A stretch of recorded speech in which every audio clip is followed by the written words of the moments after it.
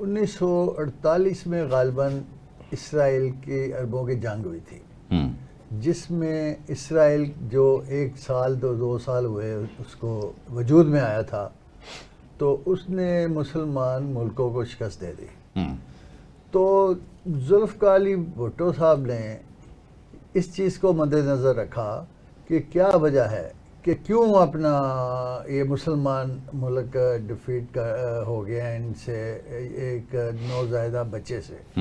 تو انہوں نے ایک پلان تیار کیا، انہوں نے کہا پہلے یہ جب تک یہ مسلمان اکٹھے نہیں ہوں گے یہ نہیں جیت سکتے، اور انہوں نے کوشش کی مسلمانوں کی ایک اسلامی کانفرنس 1974 میں ادھر لاہور میں کرائی، جہاں ہم بیٹھے ہوئے ہیں۔ اور مجھے یاد ہے میں چھوٹا سا تھا اس وقت، گلیوں میں محلوں میں یہ انارکلی میں قذافی صاحب گھوم رہے تھے، یاسر فات گھوم رہے، بومدین گھوم رہے تھے، انور سادات، ایسے بلکہ کوئی لاہور ایک میلہ کا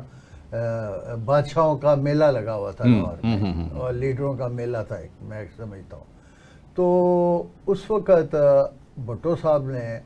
سب کو یہی کہا کہ اگر ہم ایک نہیں ہوں گے تو ہم مارے جائیں گے، اور ہم کوئی بڑی طاقت نہیں ہے، ہم طاقت ہے اصل، ہم تھرڈ ورلڈ ہم ہے، تیسری طاقت ہے ہم ہے، تو لہذا ہم اس کو مضبوط کریں اور اپنا آگے اس کو مضبوط کر کے ہمیں ایک ایجنڈے پہ اکٹھا ہونا چاہیے، جس میں انہوں نے کیا تھا کہ ایک کیا کہتے ہیں اسلامی بینک ہوگا،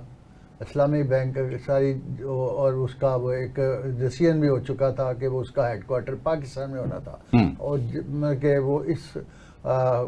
سارا وہ طے ہو گیا۔ اور اس میں یہ ہوا یہ کہ جیسے ابھی آج یہ معاہدہ ہوا ہے، اس کے بعد بھٹو صاحب نے شاہ فیصل محروم کے ساتھ، شہید کے ساتھ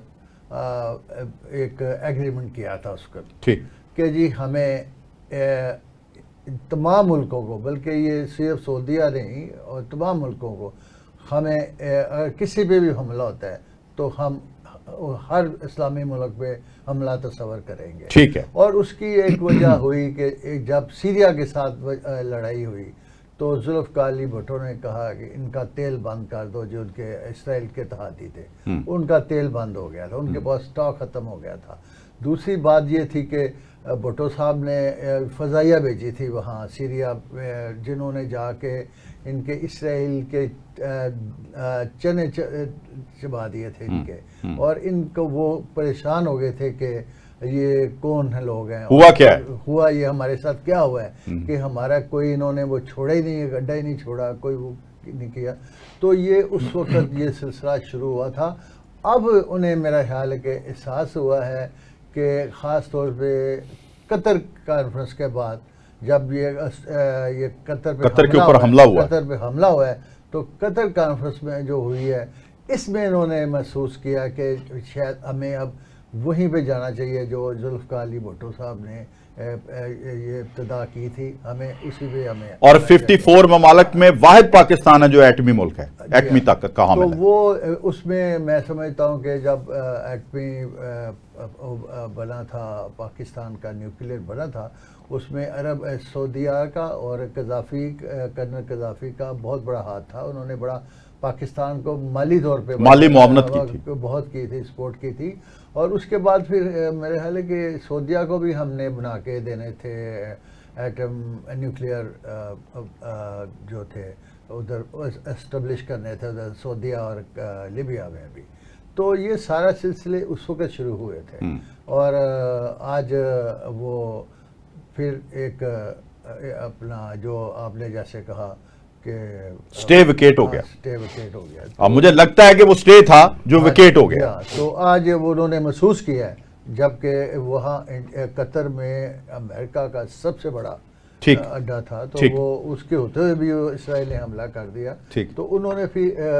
سعودیہ نے یہ محسوس کیا کہ اگر ان کے ساتھ ہو سکتا تو ساڑھے نال بھی ہو سکتا۔ اور دوسرا سونے پہ سہاگا، اس نے یہ کہہ دیا کہ کچھ جو پاکستان کے جو سعودیہ کے کچھ جو علاقے ہیں وہ بھی اس کا حصہ ہے اسرائیل کا، وہ اس کے نقشے میں انہوں نے ڈکلیئر ہاں وہ ڈکلیئر کر دیے ہوئے یہ تو بات بالکل واضح ہوگی، ٹھیک تو وہ ہے، کسی ٹھیک، وقت بھی ٹھیک، سعودی عرب ٹھیک۔ پہ بھی حملہ کر سکتے بالکل ٹھیک۔ تو اس لیے انہوں نے فوری طور پہ میرا خیال ہے کہ یہ ایکشن لیا ہے اور یہ پاکستان کے ساتھ ٹھیک ہے۔ اچھا